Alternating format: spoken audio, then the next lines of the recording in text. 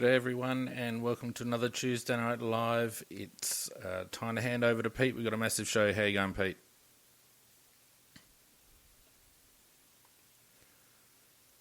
Hello, Pete.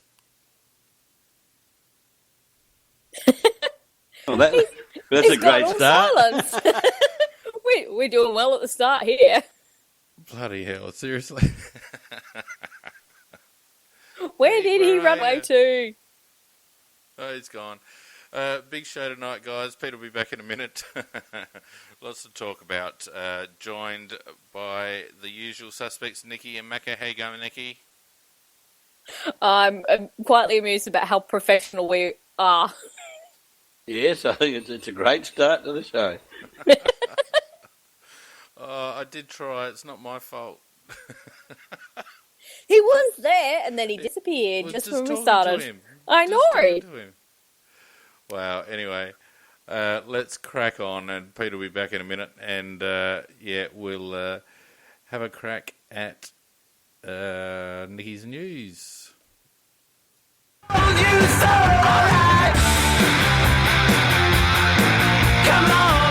it away, Nick. Well, there's quite a few injury reports that are coming out now and it's at the wrong time for so many teams. The very interesting, we'll see, if I could speak English, it'd be even better. The very interesting one, I actually thought was Todd Viney with his plantar fascia. But of most interest to me was him actually revealing that he's played with that all year. And it's finally got to a stage of pain that they've had to send him in for surgery. I mean, why didn't they send him off at the start of the year when he had that issue? Because that's one that just gets worse. Doesn't get better. Well, didn't they? They just about ran Jack Trengrove into the ground too with bloody plantar fascia or whatever it was. Yeah, and you think they might have learned. You would have thought. But obviously not. No. And of course, they've got Nathan Jones that's still out for another 4, as you found for me just before. So that midfield's going to take a bit of a hit. And of course, dear old Thomas Bugg, 6 weeks at the tribunal. As predicted, yeah. Yep. No, had to get 6. As we all, Why do you have to get 6? It's a lovely number. Because as I said to you on Sunday night, the other chap had got 4, and that was very fresh in everybody's mind. You've got this dingbat goes out there, and in my opinion, commits an act that was worse because it was just cold-blooded attack. In fact, if that was done in civilian life, it would be assault, police case, damages. They'd both be assault. Yep, but I just think it was a worse case. One would be worse than the other. Right. And, well, the other one, at least the guy was running after him, he could see a little bit. This guy was just unprepared, bang, and knocked him down. And Bugg was looking full on at him. And that was Hooley. Hooley looked at him and then swung his arm back. What do you want us to do? Go downwards? Give them less each time they do it? No, I'm saying they're equal. They're not equal. I didn't think they were equal. All right, so Hooley's was bad, and it did deserve the 4 weeks, and I was okay with that. But I could understand his actions in a way. Why? Because no. You're actually taught. We're taught this at football that if you're getting scraped from behind, there's the little niggle. You throw the elbows back, etc. He threw the arm, which is a bit more severe. Correct. But his intention was unlikely to be at the head. It was just to. It was full on at his head. He wasn't even trying to hit his arm down. Yeah, I tell you what. Do this, you guys. Yeah. Go up to a wall and punch it with a jab, and then turn around and swing your fist at the wall, and you tell me what carries the harder force, and I guarantee you it's the swinging fist, not the jab. They would both break my knuckles. You wouldn't break your knuckles with the swinging fist because you didn't hit him with the knuckles, you hit him with the side of his fist. Well, I've got to say, Phoenix, you must be about the only bloke in Australia who believes what you're saying at the moment. Well, why? You're not even applying independent thought, Macca. What would be a harder hit, a swinging fist or a jab? The whole point is... Just answer the question. What would be the harder hit? A jab has more power. You're kidding me, Nikki. Go and do it now. No, I know from a handball. If you've got the big arm that's swinging through, you don't get as much power through the handball as what you do with a very short, sharp jab. In fairness to what Phoenix is saying, I will say this. In fairness to what you're saying, it did knock the guy out, so it's got to be pretty bloody hard. It knocked him out before he'd even hit the ground. But I'm with Nicky in the sense that I don't believe he had the ability running away from him to look over his shoulder and line up a spot and make sure he hit exactly that spot. I think his intention was to hit him, and I don't think he was that specific in where he hit him. Whereas in this case with Thomas Bugg, he was very specific where he hit him. Yeah, on the chin with a glancing jab. Except for Mills is likely to actually miss the Gold Coast game. Didn't knock him out, did it? It concussed him. Yeah, I'm not saying it wasn't a bad act. What I'm saying It did actually knock him out on the ground for a short period of time. He actually had concussion. He was out for the rest of the game. And the reports today are that he's likely to miss the Gold Coast game with issues still with that concussion. I'm not saying it wasn't a bad act. I'm saying that do what I asked you to do. Go up to a wall and jab it. And Nicky, if I want to handball 30 metres, I don't do a short, sharp jab to the ball, right? That's ridiculous. Yeah, and plus, it's a completely different action. It's an underarm action rather than overhand action. But the thing you are ignoring, though, Phoenix, is the fact that we had the first incident, Hooley's incident, and the AFL said it will not tolerate. It appealed against the sentence because it will not tolerate these actions. Having said that they won't tolerate it. So why not give him 6? Having tolerated, so saying they won't tolerate it, you've got the Bugg comes out and does it the very next week. You have to give a heavier penalty to that guy just to let him. No, you don't. You don't. We say don't murder people. Does that mean that everyone that murders someone gets a cumulatively higher sentence? It doesn't work that way, Macca. You judge each case on its merits. No, there have been many cases where the government have said that the penalties will be increased in future for offences that are regularly occurring. You have to judge each case on its merits. Phoenix, Donkey Magoo makes a very good point in the chat. Boxers will punch straight, a short, sharp jab. They do not roundhouse. They go for the short, sharp jab as the heavier blow. No, that's bullshit. Because when they're trying to knock someone out, they don't jab them. They lead with a jab and then they come over the top with a roundhouse. And plus, my whole point is swinging your arm from in front of you to behind you. You can get it's like hitting a backhand in tennis. You can get so much power out of that compared to just a straight jab. Go ahead and try it. But Pete, you're also busy. Good evening, everybody, and welcome to the Adelaide Crowcast for another Tuesday night edition of Tuesday Night Live. Joining us tonight. Bloody terrific. We're just about to do the outro music, mate. I don't know I thought I'd set myself up tonight because I was feeling so stressed and ready to fire up about what was going on. I thought, no, I've got to calm down.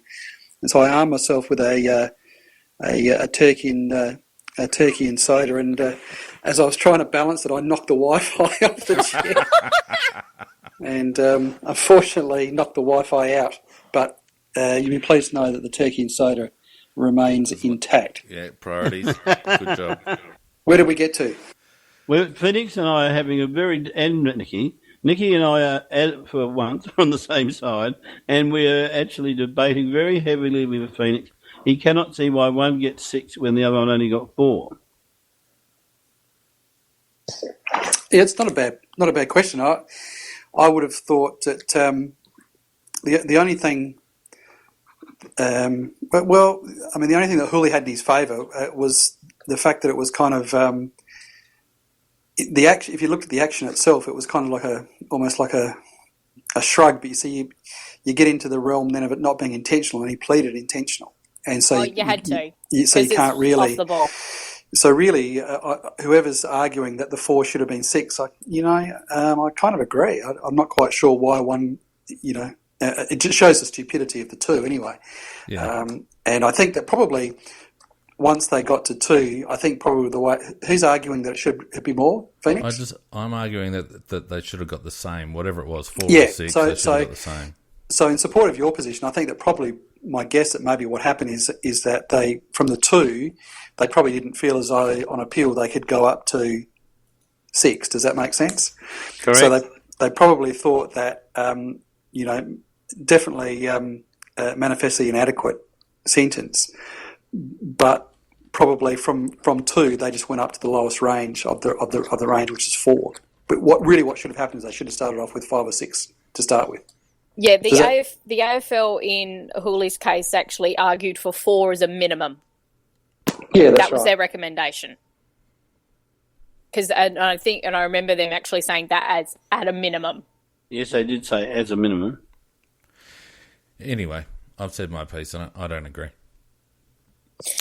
I think that Hooley should have got 5 at least. And I think you're right. They should have been about the same. My point, Pete, is that you can actually get more force out of swinging your arm backwards than you can by throwing a jab. But no one. Yeah, it's a fair point. That's a fair point.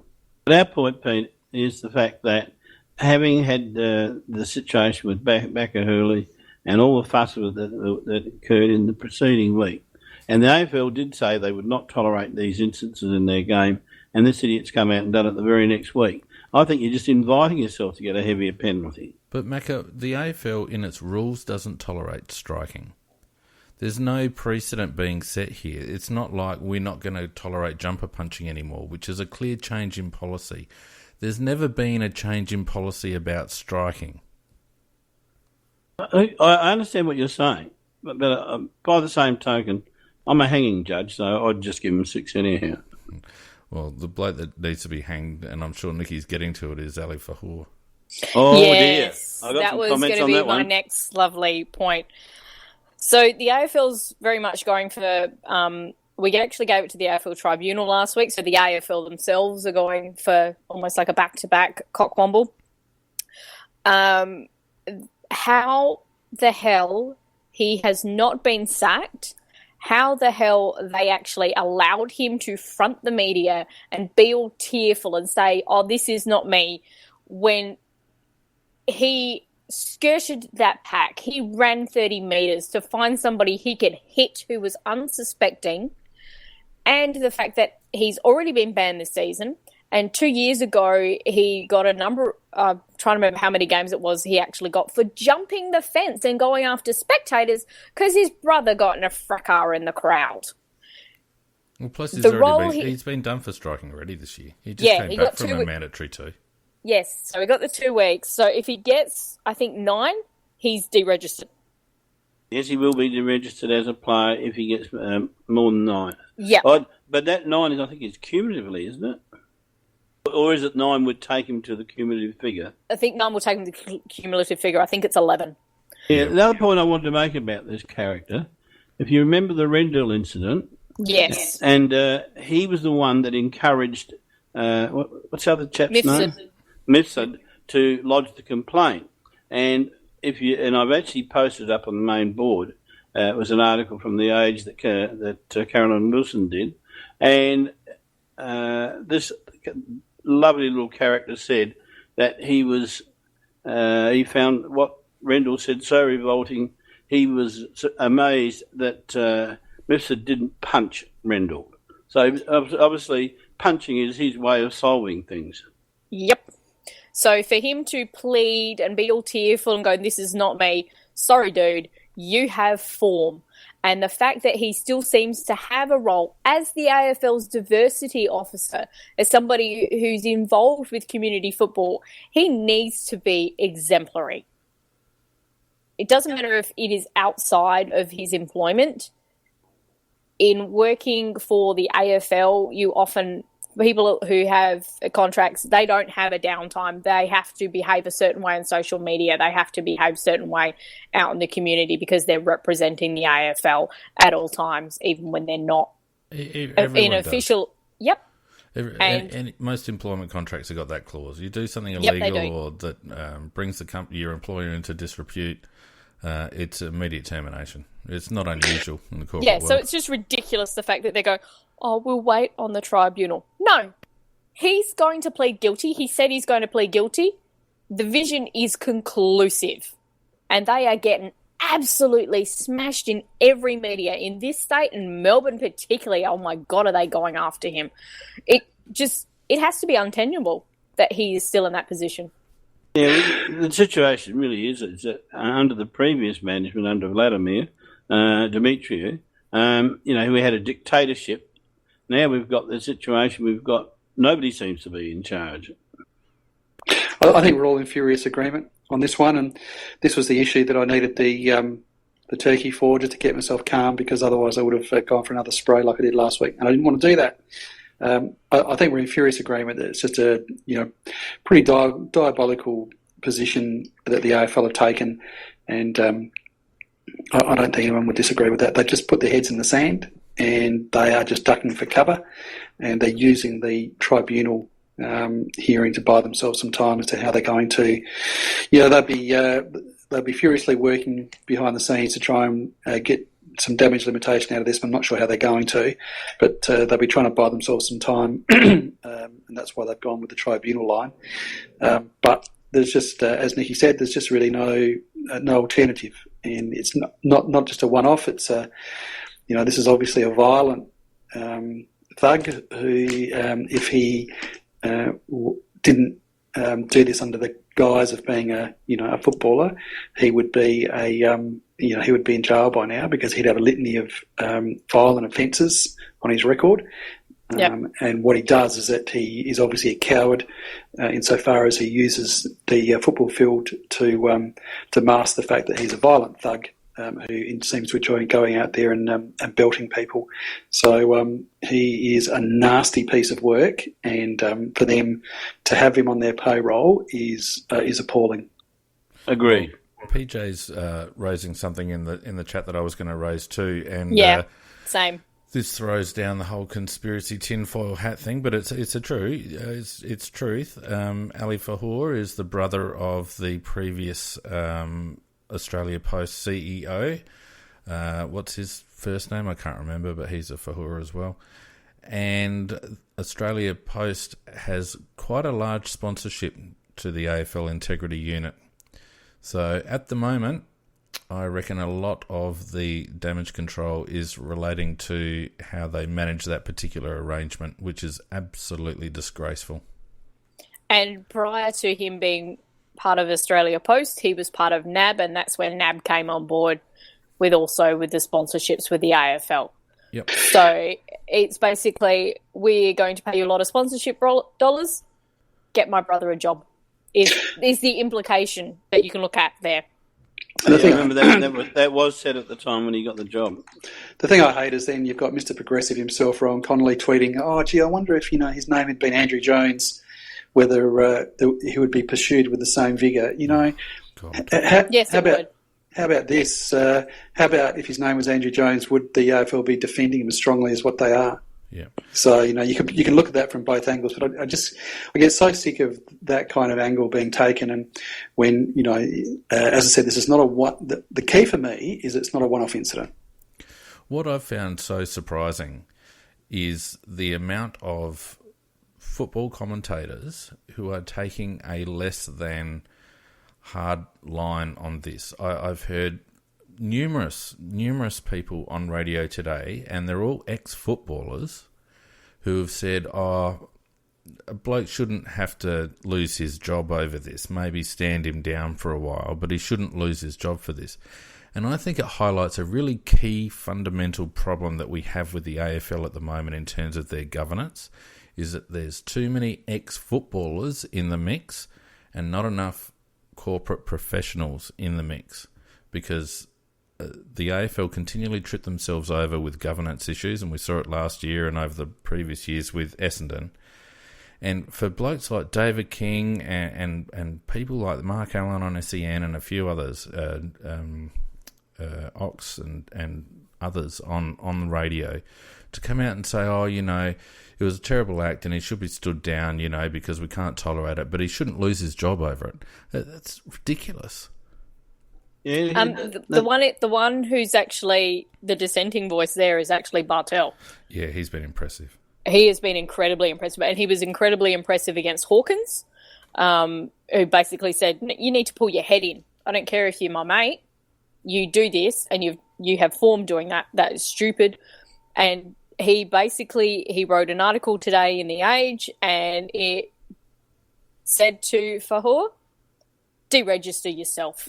Don't wait for them to do it. You need to do it, because that does not belong on the football field.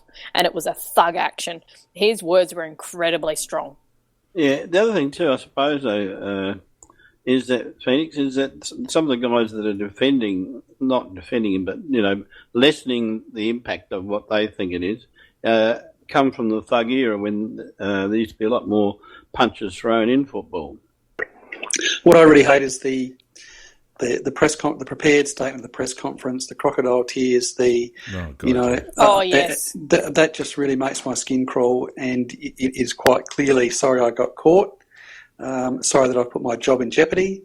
That's what it's all about. And those prepared, statements and those, pathetic apologies. And the fact he was doing it in front of the AFL wall with all the Guernseys and everything else, that the AFL has a lot of doorstop interviews there. It's branded as part of the AFL. Seriously, he was not doing that interview as an AFL employee. He shouldn't have been on the AFL site to do it. What the hell was the media manager for the AFL allowing that to happen and for that branding to be there? Well, I don't know any other company that would allow that. They would have stepped him outside, away from their actual business, for the interview to happen. I'll tell you what the AFL media manager has been very good at, and that's keeping it off the AFL website. Yes. Not one mention of the AFL website. Not one mention. Well, that's a disgrace. That is a thorough disgrace. As if people know about it if it's not mentioned on the AFL site. Thomas Bugg is on there with his post-tribunal conference. Yep. Not one mention of Ali Fahour, even in their little All the News section. No, if you go and you have a look, scroll down at the moment, it's got injury stuff. There's nothing in there. If you challenge them on it, their response would simply be, we can't make comment on it because it's still before the tribunal, blah, blah, blah. That's what their response would be. And it's not there. That's not an AFL news story. It's pathetic. Yeah, it's got nothing to do with the tribunal. The tribunal's ruling on his penalties in the league, but the footage is irrefutable. It's like you can't say, he tripped and his fist fell in Saddington's face. It's irrefutable. So whether the tribunal gives the guy 4 weeks or 10 weeks or 100 weeks, the AFL's still got to act. Well, I've watched the vision several times, and it genuinely looks like he is looking for an unprepared head to smash. God, yes. Yeah, yep. He sniped. And then there's footage emerged just late this afternoon of the other incident where he's run at someone from behind and smashed him. It's just disgraceful. Yeah, with an elbow too, which is that's worse. The head of the Northern Football League, which used to be the Diamond League in Victoria, was on SEN this afternoon and explaining the procedure, because Fahour initially said, I got 2 weeks, and then they've changed their mind. The procedure in that league is that striking, when it's referred, striking is an automatic 2-week suspension. Which is why he got 2 weeks for his previous hit that you just mentioned, Pete. But the administration of the Northern Football League chose with this one to revoke the automatic 2-week suspension and refer it straight to their tribunal. So that's why Fahour has initially come out and said, they gave me 2 weeks, and now because it's blown up, they're sending it to the tribunal. That was never the case. And if the NFL reviewed it as soon as they got the footage, which was on Sunday. Apparently every game in that league is video cameraed, filmed. and so they got the footage on the Saturday night or the Sunday, and they referred it straight to their tribunal system. So he's a slimy little prick. That's a fair comment. Yeah, it's just not acceptable. Yeah. And anyway, we'll see what happens with that one. I mean, PJ's actually raised something that's very interesting, is that if you look at the commentators on Channel 7. I mean, they very much run with the AFL messaging that, particularly those Friday night games, I just hate the commentators because even if the game is so shit and boring and somebody's not playing well, they still have to talk it up. Oh, isn't this fabulous? And then there's the other interesting thing which I've noticed, and somebody who's going to get a run in the Cockwomble later on, which is on the couch last night when they were talking about Port on Fox, they still get a really, really positive run. And we've noted that, and quite funnily, and of course, and even it was Channel 7 in Adelaide even ran with it, which is the counter of how long it's been since Port has actually beaten a side that's in the top 8. And it's been 360 days. And yet, only on the couch did they refer to this year. And they talked about beating the Swans. You know, they beat up the Swans. But, well, I hate to say, did you watch the first 6 weeks of the Swans? They were shithouse. And then they talked about how close their games were at the start, you know, against sides that were in the top 8. You know, they only lose by a little bit. They ignored last year that there is a long form line with Port of a very poor record they have against top 8 sides. Even Port have acknowledged it. They also acknowledged on the news tonight that they've lost the last 7 games that they've played that have been decided by 15 points or less, they've lost. Yep. So they're addressing their close losses. They're addressing their poor form against form teams. I mean, even Port, to their credit, are finally owning up to the obvious, along with their inaccurate goal scoring or goal kicking. But you're right, it's all narrative, and it's getting a bit tiresome, Nick. Yeah, it makes me not want to watch those shows because I'm not going to get a good discussion on probably what should be happening, and they're mindful of they don't want to lose their AFL dollars and they don't want to upset their AFL masters. Mm. So do we have a quick little chat about Buckley and what happened with Collingwood on the weekend? You're in command. Yeah, go on then. Way you go. Well, pretty much all the stuff they're talking about, they reckon that was the nail in the coffin for him. And I did find it very interesting that they're actually also starting to throw the list management.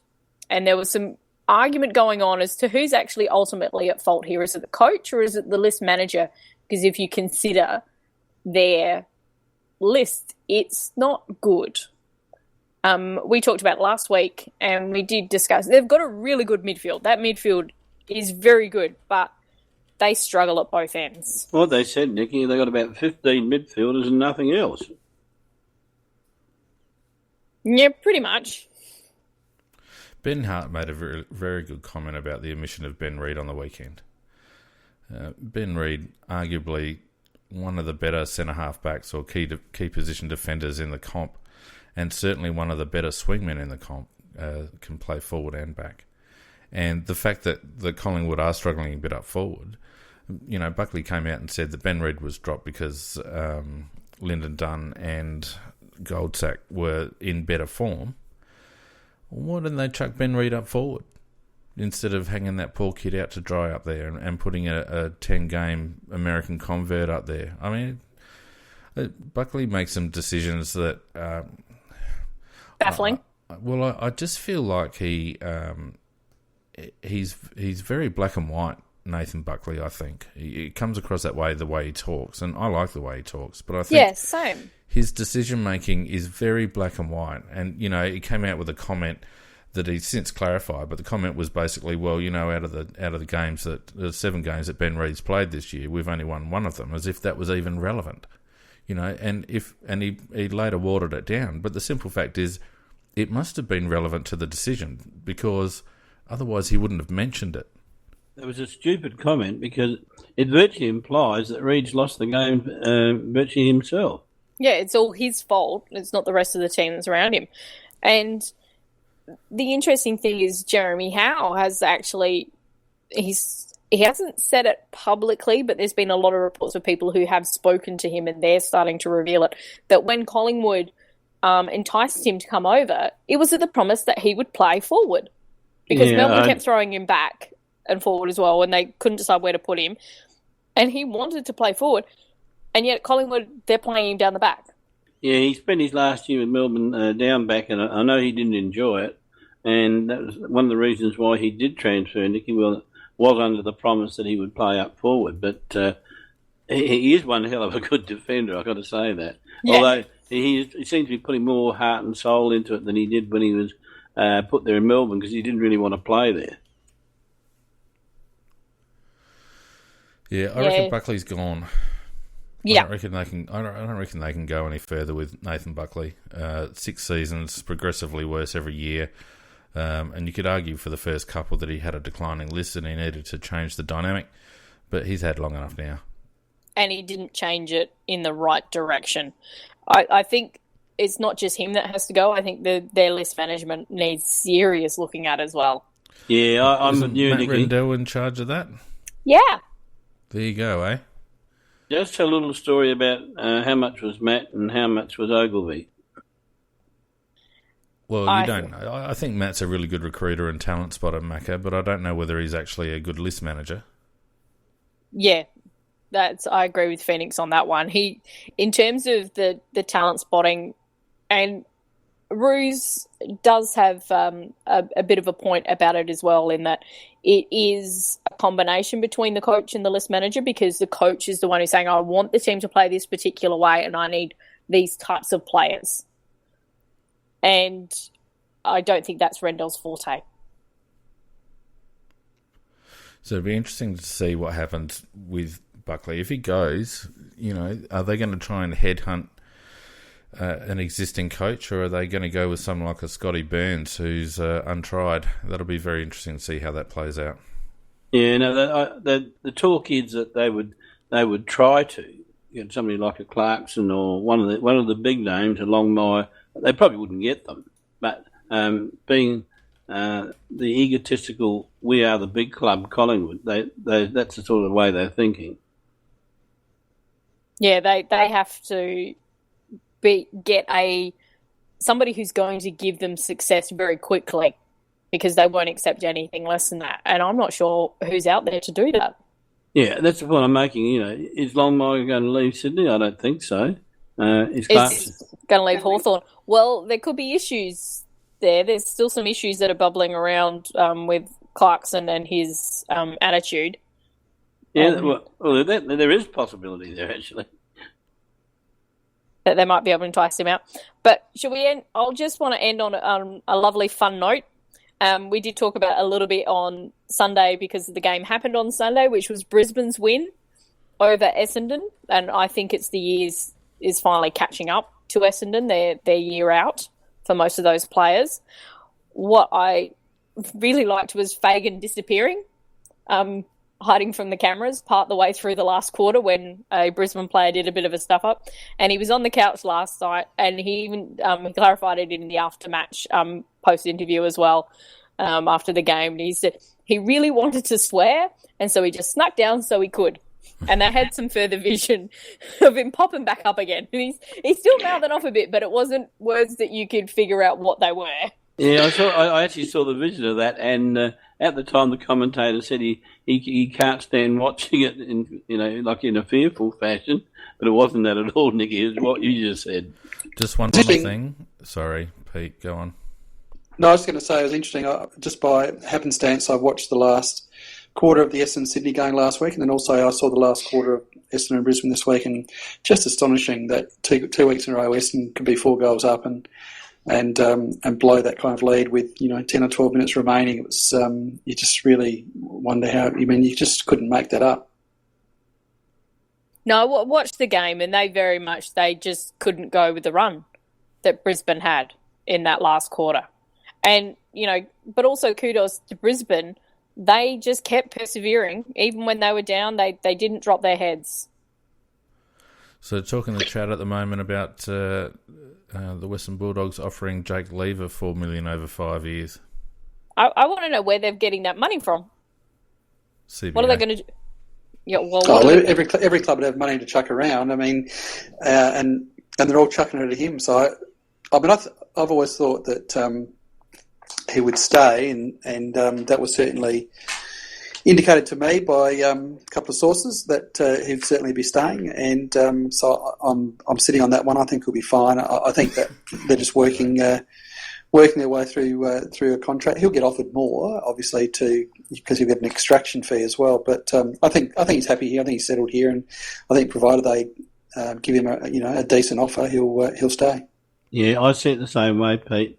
I think he'll stay, but I do think we're probably going to have to pay more than we originally planned to. Well, I think it's all the payments are going up anyway, and so yesterday's 400,000, today 600,000. Yeah, I reckon we want to see Gov and Lever tied up within the next month. Yeah, otherwise it starts looking a bit problematic. Yep. Oh, and I was vastly amused by Patrick Keane, the AFL, the tweet that he's put out, the very first one he did reporting on the tribunal or the match review panel findings, that he managed to get both McGoverns mentioned in the one tweet, but it was Jeremy actually getting hit and followed by Mitch who did a hit, which I thought was quite amusing. Yeah, and the thing I did like is seeing Jeremy McGovern talking on the TV, and I think we mentioned it Sunday night, that he's not very optimistic now about his brother coming across, which sounds good for us anyhow. All right, that's a reasonable 40-minute shakeout of news. Shall we talk about a bit about the Crows? Oh, we could do that, seeing it is a Crowcast. We could do that, seeing as it's a Crowcast. Anyone want to any further thoughts to add to Saturday's game? I thought I was pretty happy. I know there was a lot of criticism. I thought it was pretty good. I thought it was a pretty good effort. I didn't think that Carlton were ever going to be an easy beat.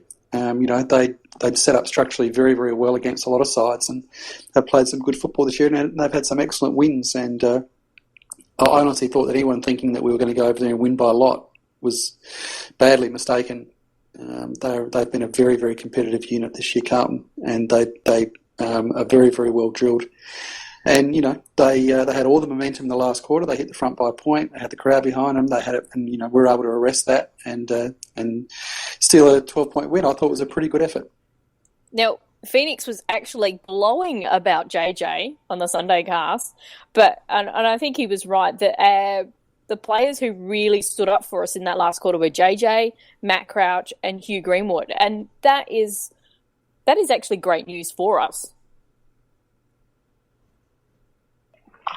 Yeah, I mean, they both did pretty well. I thought that Matt was significantly better than Brad. I'm still not convinced with Brad. I don't know. There's just something there that doesn't gel with me. He's such a poor user of the ball, and I just feel like we always harp back on his possession count and his statistics, but he really doesn't do very much damage that I can see. But maybe I'm looking somewhere else. But Matt Crouch, I think that he is a little bit more constructive, and I think he's improved a lot with his kick to handball ratio. And his goal in the last quarter was he's actually a very, very handy snapper around the goals. Matt Crouch, when he goes from, he usually gets them. And thought his was a brilliant last quarter. And agreed, Jenkins probably had one of his best games for the club in the sense that he had those 13 tackles and played defensively very well. Well, Matt Crouch he's elevated himself up amongst the better midfielders in the comp now, and as you say, he's a handy snap around goals. He doesn't kick a lot of goals, but he doesn't get a lot of opportunities either. But when he does, he's a better chance of getting them than not. His brother Brad, I actually like Brad's game, not necessarily his disposal, but I did like the fact of the way he approached the game and the way he put himself into the game. And I just think he's building, Pete. He's been, if you drew a chart of where he's come from and where he's going, where he is now, I think he's on the rise, and I think that we maybe soon, maybe the kicking could still be improved, but we might get to see what he might be.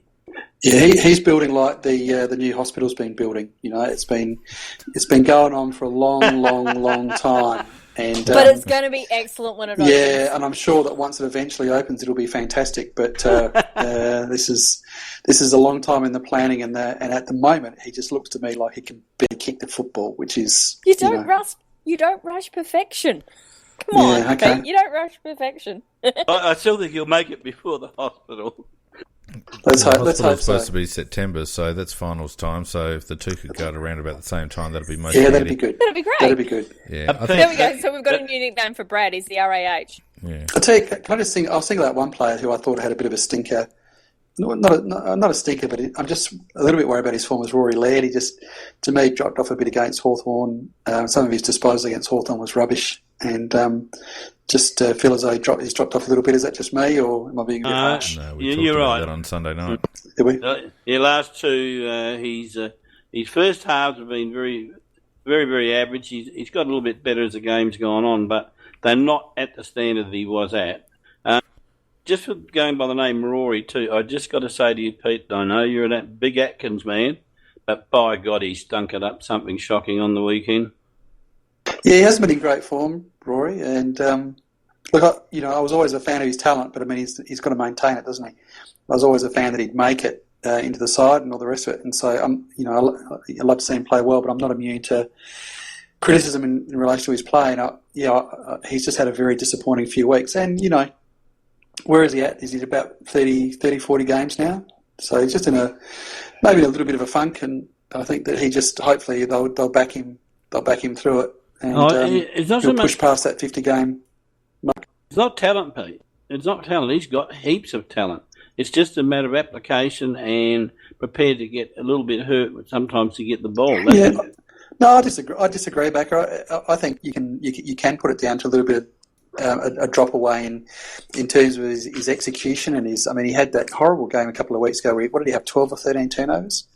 Was that against Melbourne, or I can't remember who it was, but he's had a couple of games where his decision making's been poor and his actual disposal of the football's been really, really poor, and that's an ability thing, Yeah, well, we talked about it on Sunday, Pete, and I think all three of us actually agreed that he's very much a confidence player. And you could see that run on goal that he had. We've seen him kick that so easily. He's dead straight out in front, and he missed it on the weekend. How did he miss that? I mean, it's unbelievable that he missed that. And I think that was very much to do with, I think we kind of nutted it down for him, that it is confidence for him. So it's up to the coaching staff and also him also partly in a way to figure out how to work through that to get him at that level consistently. Yeah, it's a good point, and I agree to an extent. I agree with what you said, because if you go back to that example, Nicky, that you just gave, in that moment, he showed the natural ability in the sense that the way one of those rare sort of capacities to hold onto the ball and then everyone else just almost to move away, because nobody knows actually what he's going to do, and he conceals that really, really well. And but then, just the lack of confidence to execute when he realised he had the space. Yeah, just to back up probably what you're saying, his first 6 kicks went straight to the opposition, and that's a horrible way to start the game, I think.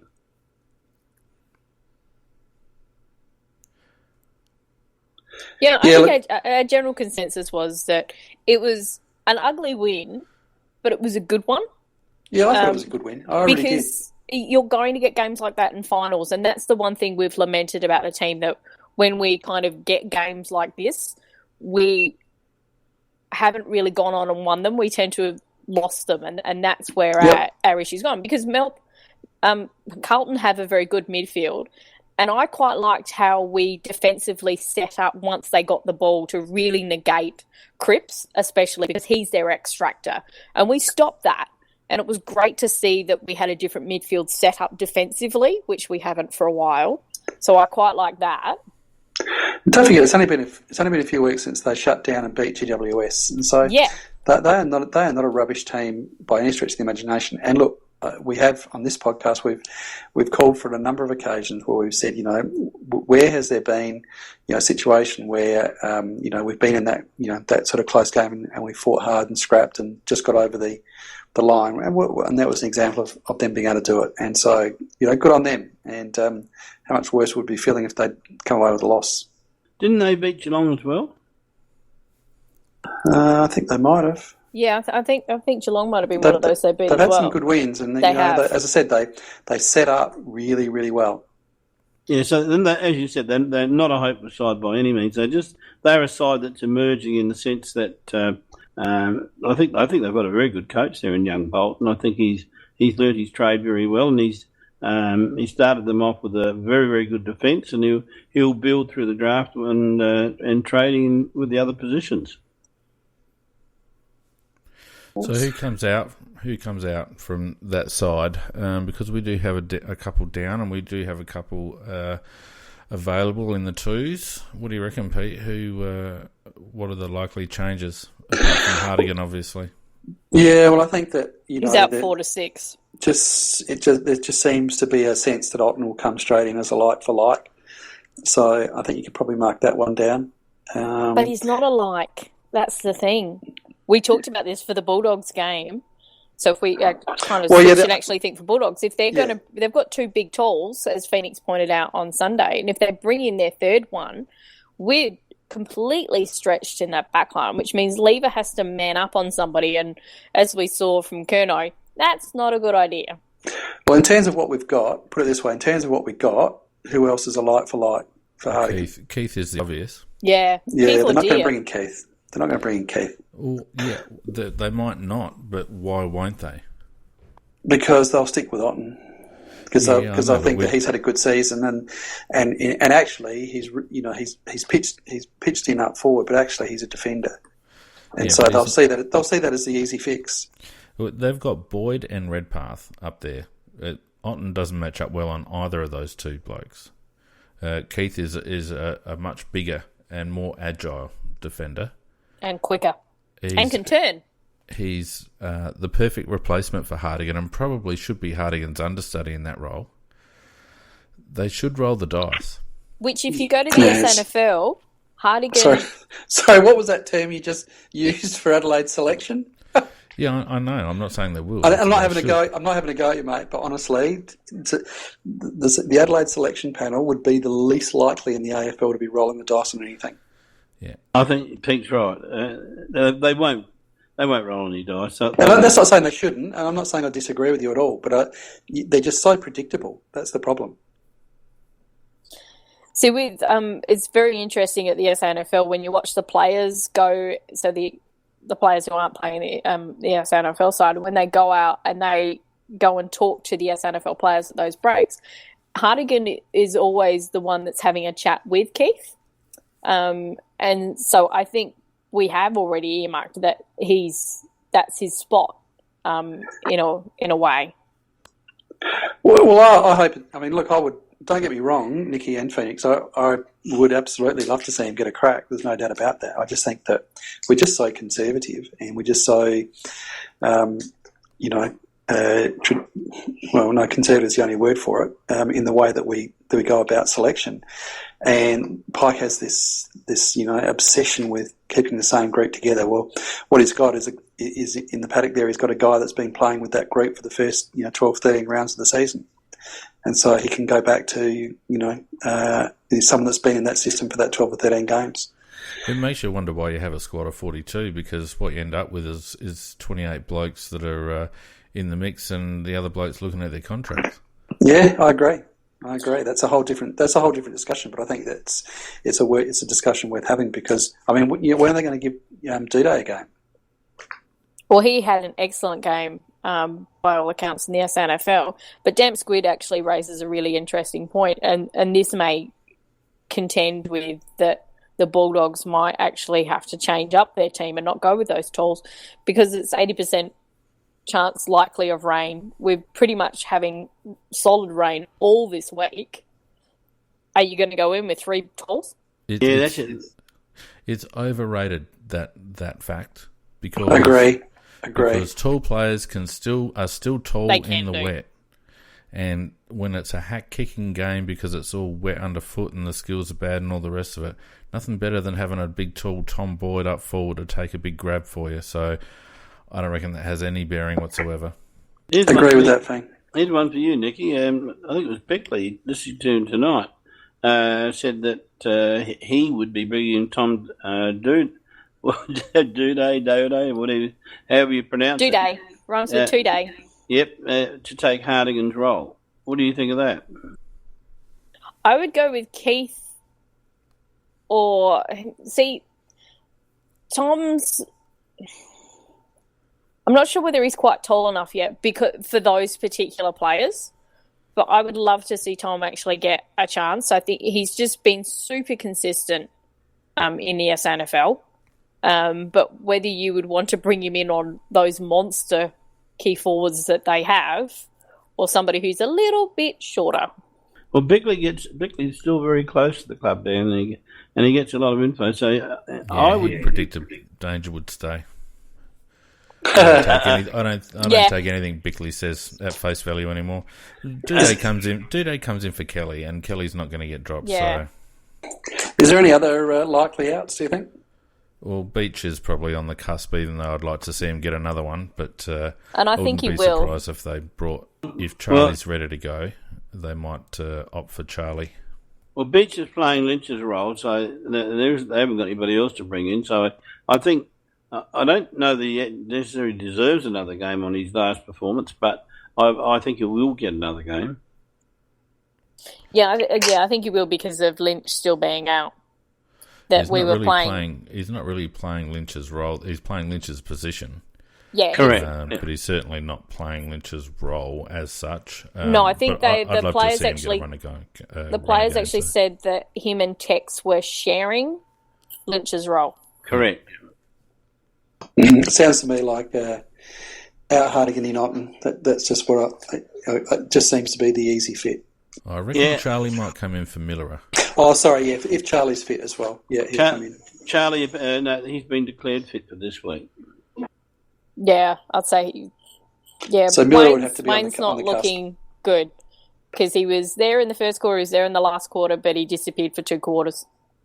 Yeah, I'd say he's under pressure. He doesn't get more than 13, 14 positions every game. And you've got Seeds pushing through as well. Don't think he's quite ready yet, though. Oh, why not? Well, he's had his 2 or 3 games? 3 games? Yeah. He's had his 3 games in the SNFL. The one thing he hasn't got, he lacks a very hard base. Apparently, he missed all the pre-season. And he did, but he had to do a mini pre-season before he was able to get back in. Correct, and that's what he's done. So he'd be operating on a smaller base. That's all. Now, whether that does Troy Menzel still play for us? I think so.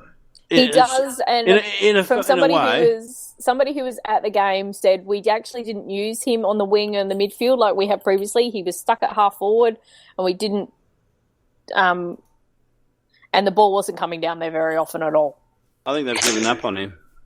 Yeah, I just wouldn't mind a discussion, not this week because we'll run out of time, but I wouldn't mind marking it down for discussion in the next couple of weeks. So just a general discussion about those 3 very valuable second-round draft picks that went on Menzel, Hampton and Seedsman. I was pretty outspoken at the time, I remember, and I got howled off that board for questioning those trades, but just not really liking the look of those trades for 3 second-rounders, to be honest. But anyway. It's probably for another day. I reckon there's one of them that's proven that will be okay, and that's Hampton. But the other 2 have still got big question marks. Oh, I don't know whether you could say Seaman's got question marks. Yeah, he looked very strong when we've got him. Smith and Seedsman off halfback. Because that then also releases Ladd. Because who do you stop? And if you take one off the ground, so if you take Smith off, you can pull Seedsman on to replace him. Did Seedsman get dropped last year, or did he just go because of injury? He got injured. He was injured. I seem to remember he started off pretty well, but then faded a bit like Hampton this year. Didn't he get a hamstring last year? Yeah, hamstring, groin. Or a hip. I'm going to do some research on that, and I'll put my case next week. Yeah. I still think with Hampton was doing a lot of tough stuff on the inside, and I think we do miss that. Yeah, fair point. So how do we see the game panning out? Just as we head towards the last 5 minutes, we'll want to do the Cockwomble, but some final thoughts on Friday night's game? Well, I think it's going to be a very bitter contest, I think.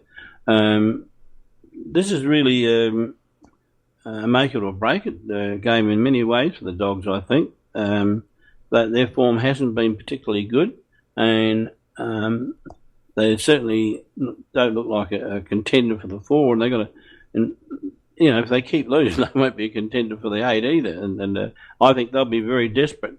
But again, and there is no love lost between these two particular sides.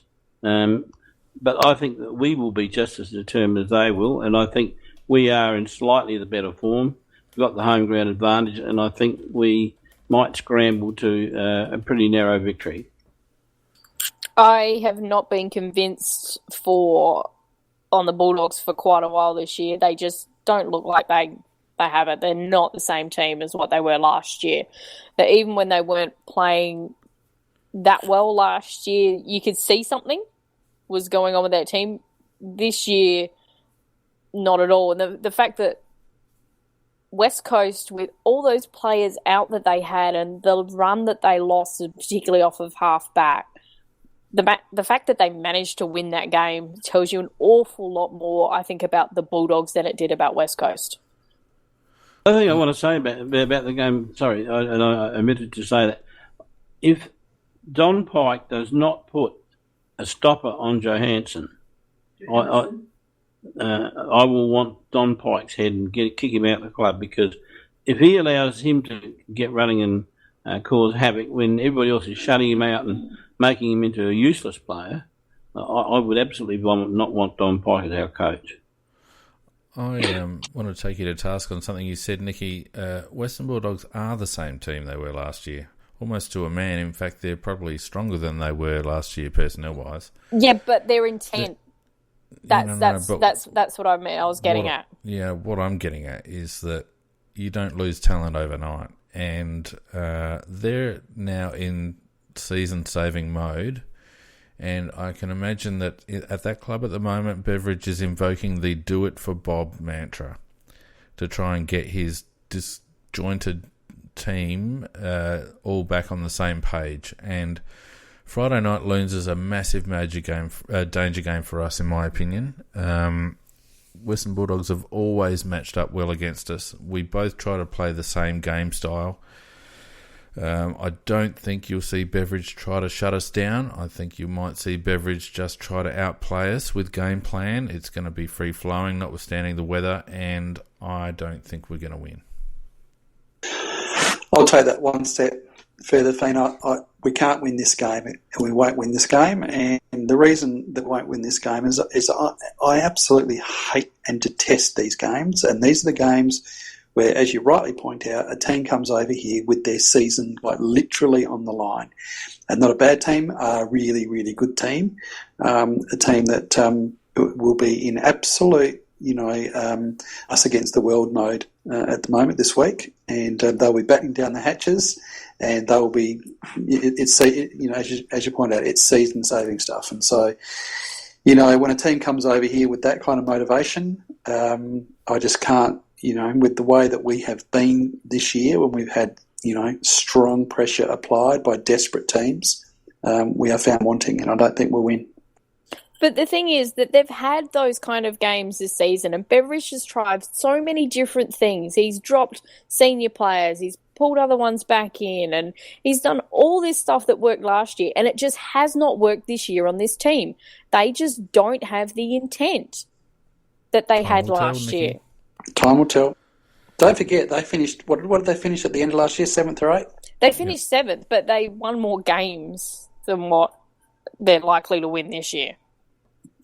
Yeah, well, look, fair enough. Accept all that. I still don't like it when we're in the crosshairs of a team that need our scout to announce themselves that their season is back in order, and that's what they'll be looking to do.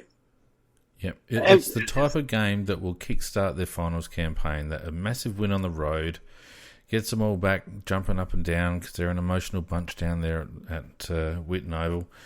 They'll all be hugging each other again, and Bob will be in the centre of the circle, and they'll be going for back-to-back, and I can see it happening. And notwithstanding that, I don't think we're that good, and I don't think our midfield is that good, particularly against some of the class that the Bulldogs have running through the midfield, notwithstanding their current form. And I think if they get a forward firing and their midfield get on top we're going to have a lot of difficulty.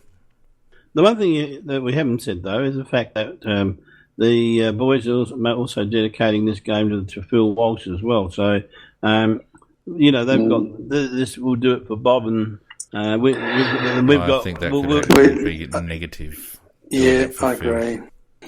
I actually don't like this invoking the anniversary. I think it deserved mention, but doing it for Phil 2 years on, to me, that actually brings back some of that emotion from the time. Did they actually say that they were doing it for Phil? Someone did. No, yeah. I know Smith. No, I watched Smith's presser, and I think that the media has run with it that way, but that's not what he said. He didn't say it was about this game. It was that they're continually trying to honour Phil's legacy and what he actually started with that group, and they're trying to build upon it. He didn't actually say it was about this one particular game. He was talking in general terms. The media, I think, picked it extracted it and interpreted it that way. All right, we're now just past the hour, and Nikki, do you want to just take us through a final cockwomble? Oh, there's a few, but I think we know exactly who's going to be the winner this week. Do I have music, Phoenix? Yeah, I'm just playing it in the background for you. Oh, it's in the background. Good, because I can't hear it. No.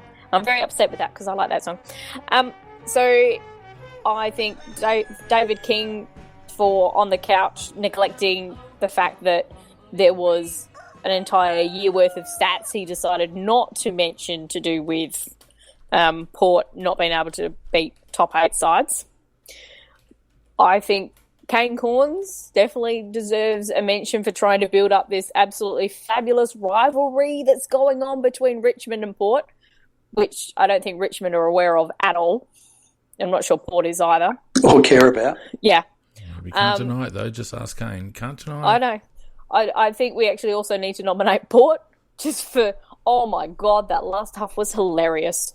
39,000 nominate Port fans. Yeah, and the crowd, both of them, that was just ridiculous. It was a perfect night for football. They're playing well, and the fact that, and as we said on Sunday night, the fact that at least 5,000 of those 39,000 were probably Richmond supporters. And traditional rivals on a Saturday night. Why wouldn't there be mid-40s there at least? Terrible. I can smell tarps coming back. Yeah, the top. I'm happy to go with Kingy, not because I think it's the worst, just because it was him that said it, or didn't say it. Except I kind of think that the AFL and the Fahour, can't even say it, Ali Fahour, just that situation, it's ridiculous. Ridiculous. All right, final winner. I'm happy with Fahour. Yeah, and the AFL. On Twitter at the moment, we're running a poll about Fahour. We are asking our listeners whether Ali Fahour should be sacked or stood down or made the new host of the project. So make sure you lodge your vote on Twitter at AFL Crowcast, and we'll be talking about the results of that poll probably on Thursday night. Does anybody watch the project? Do you want to just run past our signs just while you're there doing that? The Twitter and the Facebook page? Yep, so at AFL Crowcast on Twitter and AFL Crowcast on Facebook. And obviously you can give us a review and a rating on iTunes if that's where you're listening. And we have, obviously, Scorpus' show on Thursday. The main break will be back on Friday night. Apologies for last weekend, I had to work. And then the wrap show on Sunday. Beautiful. Any safe rounds, anyone? Nope. No, nothing. No, Dean, you're good, mate? All good, mate. Fantastic. All right. Well, look, thanks very much. Sorry that I actually probably people weren't that concerned that I was off for the first 15 minutes, but apologies that happened. A bit of a technical fault my way. But great to have you all listening tonight. I was trying to, we're trying to be professional, and then we do that. It's just ridiculous. We should just stop trying to be professional, seriously. We should just stop. And thanks for joining us. Thanks very much, McAfee and Nikki, for all of your insightful comments. We appreciate them as always, and we'll catch you again next week on the AFL Crowcast. Yep, good night all. Not all. Go the Crows. Not all.